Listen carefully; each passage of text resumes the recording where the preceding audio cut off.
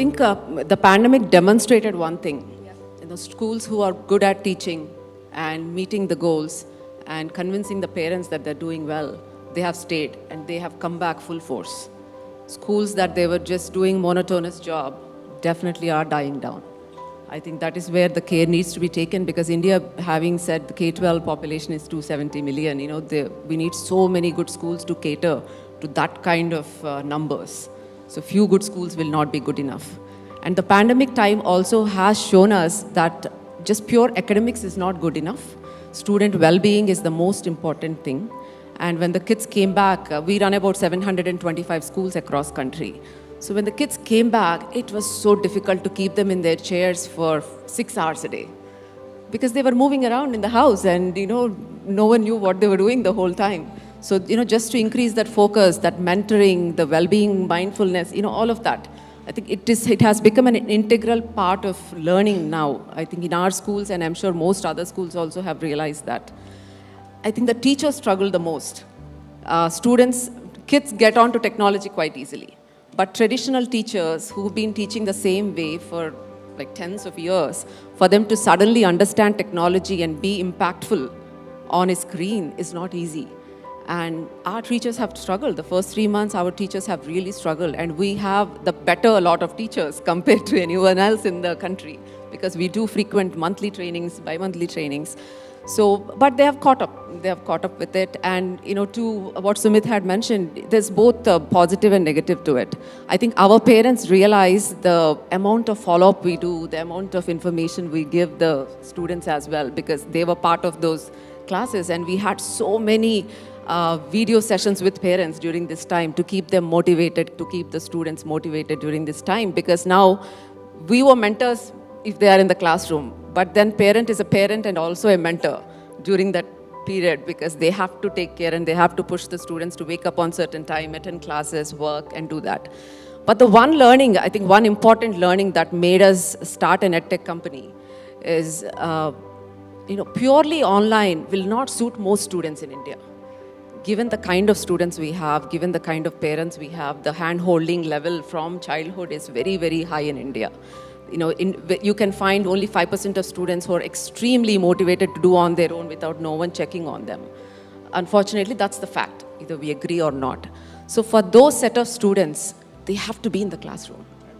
Otherwise, they are losing their potential. They do not have the opportunity to keep pushing themselves if they don't find a competitive environment around them and competitive people around them to keep motivating them in a certain way based on the mentality or psychology of the student. So during that time, we have seen a huge loss in learning. I think every student was behind by a year because of lack of work, not lack of teaching. It lack of work on their behalf, on their part, which the parent also was not able to motivate at one point of time. Parents and kids were fighting at home because parent would say, you go study, children would stay, you get annoyed with it. So it's not easy. Whereas when a teacher motivates, a student is willing to listen out of respect, and they probably understand them better in that sense. But when at home, a kid gets annoyed, especially a teenage kid. We use technology mainly for areas where it would benefit the student. Like in biology, showing a 3D diagram where a student can immediately understand how a leaf is or what a heart is and how it functions, right? So it's all need-based. It should be need-based. It's not something that can be done for every single subject, every single topic, for every single grade. If the teacher uses it as need-based, he takes more interest in putting it together. Because most good teachers don't like being given some content and say, you teach in this order, line to line, this is the notes given to you. We have tried that. But none of the teachers were impactful in that manner. But teachers who prepared the content on their own, at least part of the content, were very successful in the classroom.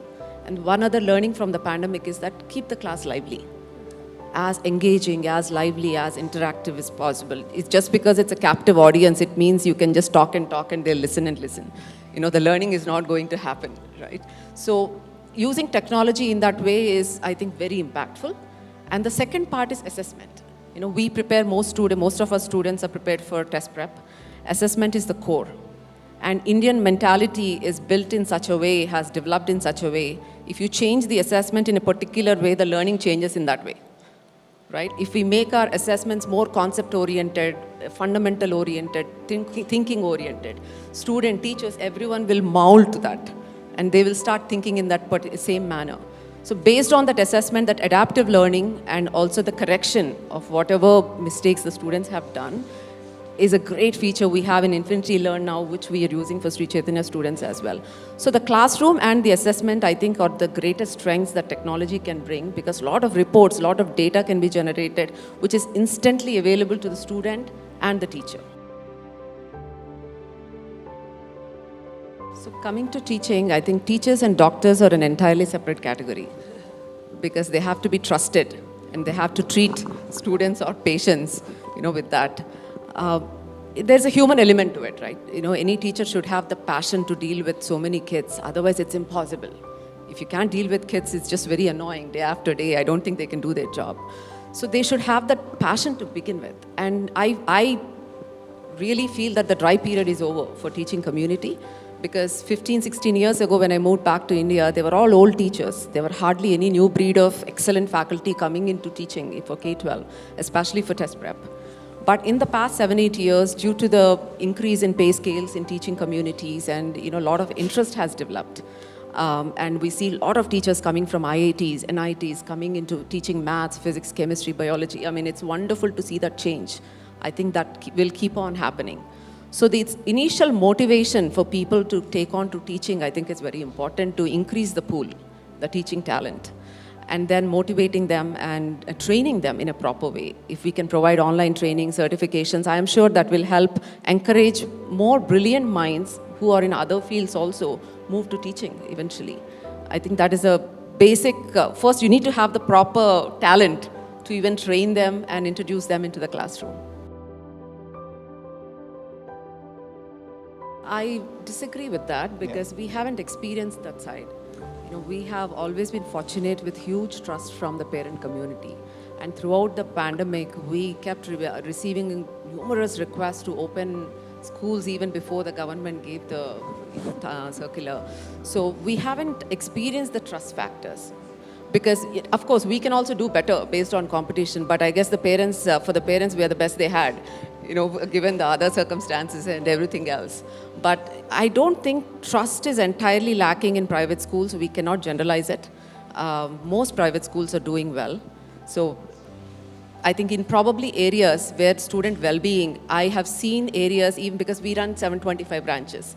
Every branch won't be perfect, frankly, right? Yeah.